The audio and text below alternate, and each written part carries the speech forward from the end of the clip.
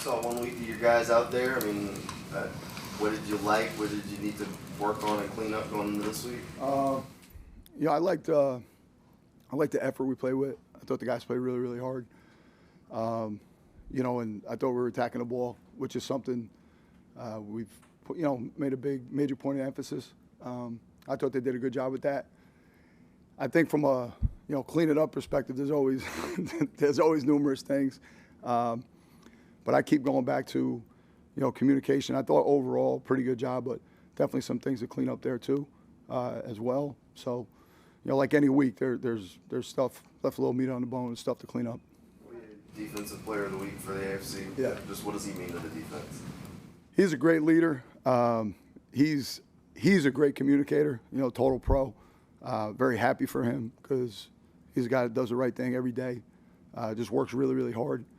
And it's great to see him get honored that way. It really is. He's a huge part of everything we do. What kind of challenge for in terms of balancing pressure or coverage? Yeah, I mean he's just pretty good against everything. So he's definitely a challenge. He hangs in there. Incredibly accurate thrower, and just a tough guy. I see that in the way he's played over the years and just watching him over the years. He's a very, very accurate thrower, hangs in the pocket, and a really bright guy. Knows what to get into from protection perspective and where the ball should go. So it'll definitely be a challenge. Do you guys get up for every game? Do you think they get up more for games like this? Top quarterback, 2 top receivers. I just think it's a great challenge for our guys, and obviously they got a bunch of great players, and I think the guys are doing a great job, working hard, trying to get the game plan right, to get out there and play well on Sunday. So I'm just so focused on that right now, and I think they are too, just getting the game plan right and the communication there. So, but they have been doing things the right way to this point this week. When it comes to pass rush and people mostly look at sacks, how important are pressures and just getting that consistent pressure like you guys did Sunday? Yeah, like sacks are great, and that's a very important part, right? Obviously, because those are negative plays, but you want to be able to affect the quarterback. And we talk about hands, hits, hurries every day, and that's super important to us. Even batted ball, creating middle push in the pocket, getting the quarterback off the spot. All that stuff can play a factor in incomplete passes, right, and a successful down for the defense. So for us, it's a huge point of emphasis. It's a really, really important. Like if you get 10 sacks in a season, you had a really good year in this league. You may have rushed the passer 650 times. So what'd you do with the other 640 snaps? You might have affected the quarterback a whole lot. And that, to me, is how we evaluate who's really, really productive in the rush. What steps does Mason Smith have to take to be a consideration to be active? Yeah, I think Mason's just getting healthy and getting him the opportunity to, play a little bit more. Obviously, he came in so late, the tail end of camp. But he's done a really good job, and, every week's different. So he's been working really, really hard. I love coaching the guy, and I think he's getting better every day. With one game now down, is it fair to say that the rookies, you see a big improvement from week 1, week 2, and specifically Travis Hunter? Could you finish the end of that? I'm sorry. Repeat the end of that. From week 1 to week 2, do you see a big jump in progress for the rookies and specifically Travis? Do you expect that? I think for everybody, just as a team, your biggest jump in the season is from week 1 to week 2. I totally agree with that overall. And obviously, you're always hopeful that's the case for the rookies too. I think he's incrementally gotten better each day he has. And the more and more he gets the opportunity to go out there and do that, I think he will progress, and I think there will be a jump for him. Liam was talking about Travis getting more snaps on defense. Just, what does he bring to the table in terms of being able to put him in there and switch guys around? Yeah, I just think, Travis is a great athlete, and he's an aggressive player on defense. So that's what we love about him. And like I said, he's been doing everything he can on both ends of it to be the best he can be as a defensive player and an offensive player. But he definitely puts another guy out there with ball skills, attention to detail, and a physical style of play. So we're excited with his progress to this point on defense. How do you slow down a guy like Jamar Chase?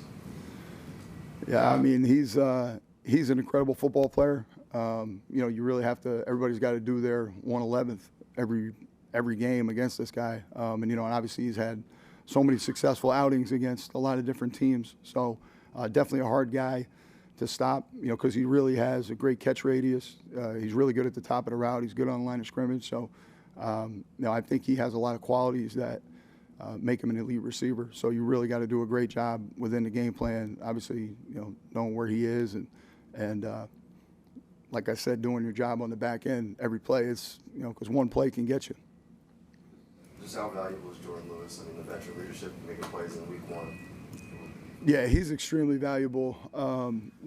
Not even just as a player. I mean, you watch him go out there and play. He's got great ball skills. He attacks the ball, and he's a physical guy. He's really a unique person because he's got unbelievable leadership qualities. Just very honest with his teammates. Honest with me all the time. He's a guy that I rely on and trust out there because he's a great communicator as well. Like I said about Foye. And he's a guy that does things right every day. So it shows up on Sunday. You know what I mean? And you can't have enough of those guys, and we value him a whole lot. That's for sure. Playing as much time as you did last week, what kind of flexibility does that give you as a play caller? Yeah, I think every game's different, but it definitely gives you a little bit of flexibility against when they play smaller groupings, more receivers on the field. And it kind of gives you an opportunity to play different guys. And like I said, every game's different. We may not do that in every game, but it does give you some certain flexibilities. And the guys who are in there at those positions have done a good job of being involved in the pressures, being able to play the run game, and then obviously some of the stuff we're giving them the opportunity to do in the pass game and the pass coverage. Your first regular season game as a defensive coordinator under your belt, did you learn anything different? No, I just think you guys asked last week. I think you're always learning your players. You know what I mean, and learning what we can get better at, who does what well, and when the lights go on, who shows up and who performs. And I thought, like I said, how I opened this was I thought the guys played really, really physical, which we have to keep doing that. You know what I mean? That can't go away. If we're going to be a good defense, we have to be a physical defense. We got to run to the ball. We got to attack the ball. And you got to show up with the right culture every day. That starts with how you walk in the building every day. So I learned that, our guys will go out there and play as hard as they can every snap of the game, which is what I thought they did. 3 turnovers, just how important was it for your group to see that early, to get all those turnovers early on? Yeah, I think that's always a great thing. You know what I mean? They've been working hard on it. It's good to see them get rewarded on that end of it. But again, like anything else, we got to keep doing that. We have to keep attacking the ball. We have to continue to play with vision. And if we're in the right position, and our eyes are right, we're going to have opportunities, hopefully, to make plays on the football. And we have to keep doing that if we're going to be a successful defense. But I think that it is a good thing for the guys to get rewarded on that. How do you assess the run defense on Sunday, and where do you want to kind of see it go from here? Yeah, I think there's some real good snaps in there, but I think there's some plays where I wasn't pleased with, to be honest with you, and we got to be a little bit more disciplined on a couple snaps there, and that'll be the case all the way up through the end of the season. You know what I mean? Constantly evaluating that, getting on them about the fundamentals of playing great run defense, but there are some things there that the principles we talk about in defending the run that show up, and we made some good stops in the game because of those, but we just have to be really, really consistent, be vigilant on that the rest of the way. How would you assess how the offense looked last week? I think the offense made progress on where we've been with certain things, but certainly the good news is there's a lot of room for improvement. The operation and some of the penalties, those are clear things that we need to improve, and we'll work on improving every day in practice, meetings, walkthrough, et cetera. But I was pleased with the effort from the guys, the way they attacked the game and approached the game plan, their preparation. Specifically, Trevor, just what did you see from him? I know maybe his third quarter wasn't as good, but just overall, just what did you see from Trevor? Very similar to the other guys in the offense as a whole. The preparation was greatly appreciated. I think he felt that. I think we felt that with his mastery of the game plan and what we were trying to do with each play and each concept. Now, the final product wasn't always perfect or exactly what we were going for, but he managed a lot of those situations at a high level. Going back to last year, Tampa, Liam had a lot of opening drive success and a field goal this week. During the week, what do you like about his process for that opening 15 to 20 plays? One of the great things about the process is that the preparation evolves throughout the week. It's not a game plan that's put in on Monday evening, Monday morning, Tuesday morning, and that's set in stone. and that's what we're going with. He's very adaptive, flexible, so we are constantly trying to iterate and find the best path to success, whether it's the first drive or the last drive, all the way through up the kickoff, essentially, when you're trying to create that preparation. So it's great to see that process and see the fruits of it pan out. What makes ETN so valuable to this offense? I think one of the things that you probably saw this past weekend was his ability, pass game, run game, screen game, that flexibility and versatility, shows up. And that's, like the other guys, a testament to his preparation. Some of the situations that he might not have been in on or might not have excelled at previous times or earlier in training camp or in the spring, he's worked at and improved and been able to do that at a high level. Was there a specific moment, either in training camp or in the spring, where he kind of flipped the switch and you could see he was kind of picking it up a little bit more? I wouldn't necessarily say flip the switch. It's a process that builds over time. So you see him stack days on top of each other. It's never a straight line, that progress. But over time, you see bits and pieces here and there, and ultimately you get to the spot you're at now. What about Tootin and Allen? What are the best parts of their game? I think for Tootin, you see the athleticism, the explosiveness, the ball carrier ability, vision, all of those things that will only continue to get better as he becomes more comfortable with our run scheme. He's also another guy that's improved in the pass game, whether it's routes or protection, doing things that he hasn't been asked to do before. So his progression in that mentally and physically has been awesome to see. LeQuint, you love the physicality, the protection, the route ability out of the backfield, and then same thing for him in the run game, getting some opportunities to run different run concepts and schemes where maybe he didn't get a bunch of reps that the other guys got during training camp, but as he's gotten those reps, he's gotten better and better.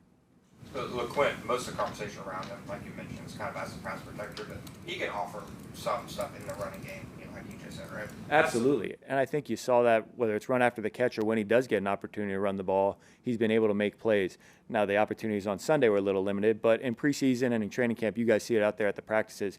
He's made plays when he has the opportunity. And then Brian, 7 targets, able to get 1 catch. Is that something you guys just have to go back to the drawing board on, or is it something maybe a one-off? I don't know that it would be necessarily go back to the drawing board or one-off. I think you always evaluate the game plan and see, did we utilize his skill set and his talents to the best of our ability, and then how does that fit with the offense in total or the team's approach to winning the game. That's the way it panned out with that, and of course the touchdown for him as well, running the ball. But we're always going to try to find the best ways to get guys the ball and use their talents, whether it is pass game, run game, and when we don't achieve that, it might not be because of the numbers, it might be because of just the way the game played out, but we're always going to evaluate and look and see what's the best way to use those guys.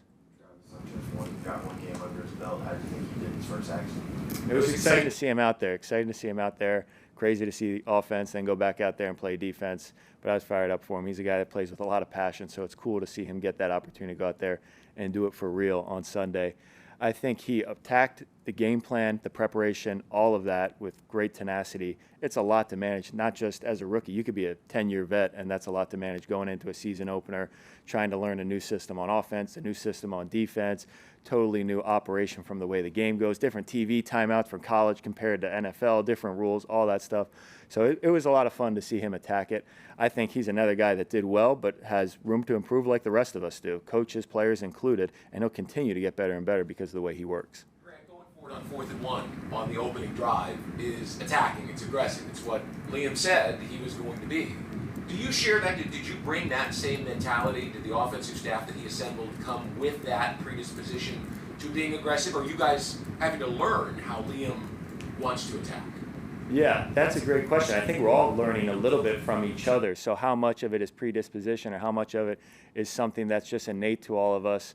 I don't know exactly where we lie, but it's probably somewhere in the middle of that. But we're certainly influenced by Liam, and I'm sure we have our influences on him or the unit as a whole. But it's great to see his approach and the benefits of that pay off, for sure. That first drive, what did it say to you about the offense getting points despite penalties, getting in some of those 2nd and 3rd long situations? It kind of goes back to what I said earlier about we have a lot of things to improve, but the good news is we have a lot of room for improvement. The ability for guys to handle that adversity, even though it was self-inflicted, and overcome it is encouraging because we can be in 2nd and long situations and overcome that and still get first downs, move the chains, and get points. Of course, we would like to stay out of those situations if possible. So it's great to see those guys attack it, move on, that one play at a time mindset. but we're going to do everything we can to stay out of those situations moving forward. And going against an offense like the Bengals that can light up the scoreboard, put extra pressure on your offense to make sure that you score touchdowns. The beautiful thing is we can only control what we can control, so we're preaching to our guys, whether it's this week, last week, every week, to go out there and control those things, stick to our process. We're out there focused on us. We have trust in our defense, trust in the special teams, trust in those guys out there on all the units. And when we're out there on offense, we're taking it one play at a time and just controlling what we can do. What's the challenge with the Bengals defense? There's a lot of challenges. I think you look at the personnel and the players, whether it's really all three levels have guys that can challenge you in different ways with matchups, rush, run game, different pressure packages, different fronts that they can bring, and some of the coverage scheme that they're playing presents things that are unique and different than what we played against last week. So we'll try to have adjustments or change game plans, but ultimately we'll see the best way to attack that for each individual player and then as an offensive unit as a whole. How big of a challenge just straight Hendrickson? Oh, certainly a big challenge, and those numbers speak for himself. He's a phenomenal player that production isn't by accident by any stretch of the imagination. I think it's going to take a team effort for those guys and the offensive line to buy into the protection plan, the run game plan, to try to handle him and really all the guys up front and the myriad of issues that they kind of pose. How good was that first week for the offensive line? It was great to see those guys playing together. That's another group I talked about last week, the cohesiveness of that unit as they start to come together. So it was really cool to see them come together, play together for an entire game, a little different than preseason with a week of preparation, and then to have that result running the ball.